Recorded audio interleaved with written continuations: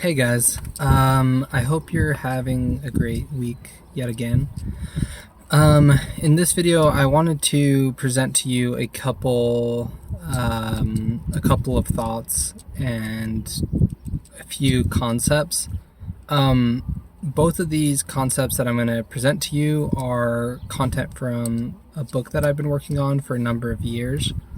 My book is in the latter end of its publication process. So it should be out within the next month or maybe 2 months. And so if you're interested in this type of content or related ideas, you might be interested in my book. But for this video, again, I'll just focus on two concepts. The first is pretty self-explanatory, so I won't really break it down a ton. But the idea is learning to have compassion for the compassionless, which isn't just like it's not. This practice is deeper than just the cognitive awareness of it. It's a lifestyle that can be internalized and expressed in our everyday life. And I found that the impact of this lifestyle can be very healing and very grounding, psychologically, and in a very soulful way. There's a lot of peace and internal peace that can come through applying this concept in our life. And I guess in relationship to that, having compassion for the compassionless, I feel like Jesus Christ was the perfect example of this ideology, and he presented that in his gospel or the higher law, and a specific example from scriptural text where Christ embodies this in a very profound way is on the cross of Calvary, when he is about to depart this mortal realm and he's about to go back home to his Father. He says, "Father, forgive them, for they know not what they do." Jesus Christ understood very clearly the lack of understanding of the people to whom he was ministering to. He was aware of their lack of wisdom and their ignorance, and he understood that they did not yet understand the magnitude of their actions, which I find very inspiring and very beautiful. Definitely not an easy practice, but a practice that I personally have experienced in my life, and it has had a profound impact on my life. The second concept is still within this realm of virtue and compassion, mercy, grace. And this is, the language of the concept is maybe a little peculiar to some people. It's not to me, but the idea, I feel like, does also encourage a more compassionate, more introspective way of being, both with ourselves and also with our fellow beings. So the idea is this: if I were not me, how would I treat me? Again, that's, if I were not me, how would I treat me? This concept I bring up quite a bit in my book, but it's to emphasize the importance of, again, grace and compassion, and learning to extend it to those who do not yet possess certain emotional, psychological understandings. And it stems from the ability to almost energetically understand the intention of other people.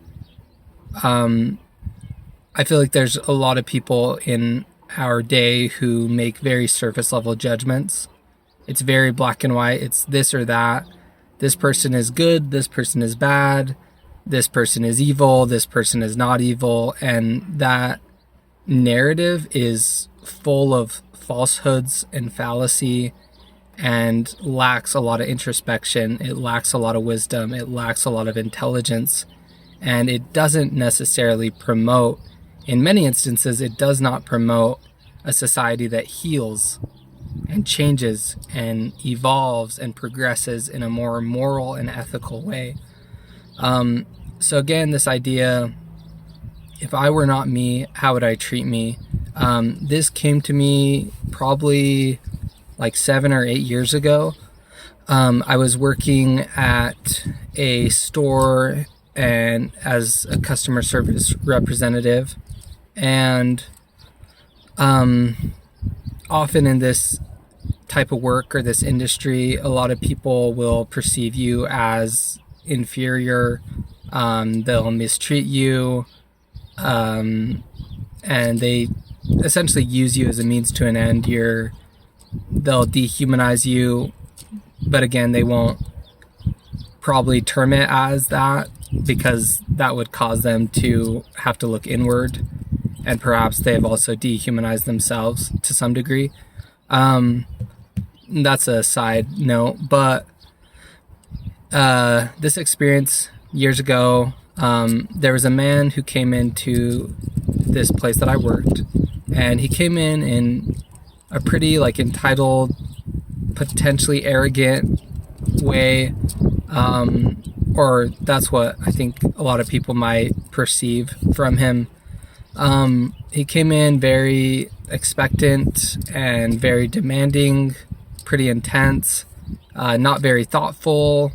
Again, very much like, hey, you serve me, you are less than me, therefore I deserve more.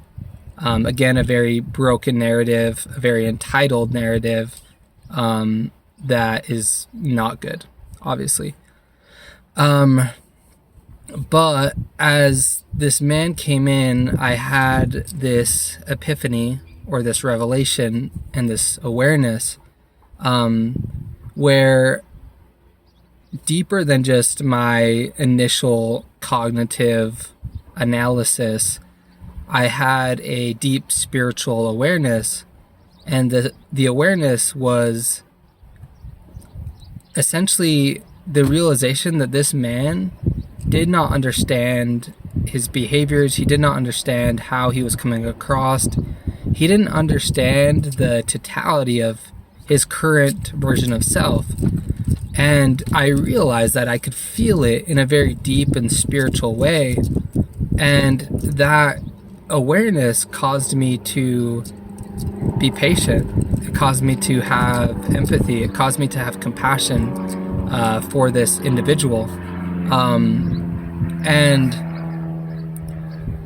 And I found this experience to be very inspiring, very beautiful, and it served me then, and this wisdom continues to inspire me in my current life.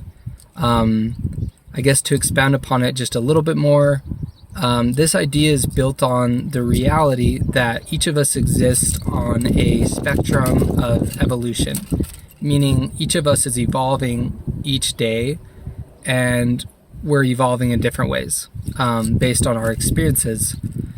And in the process of evolution, we will acquire knowledge that allows us to change.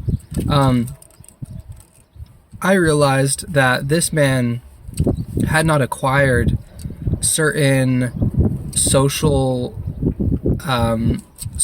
awareness. This man didn't yet grasp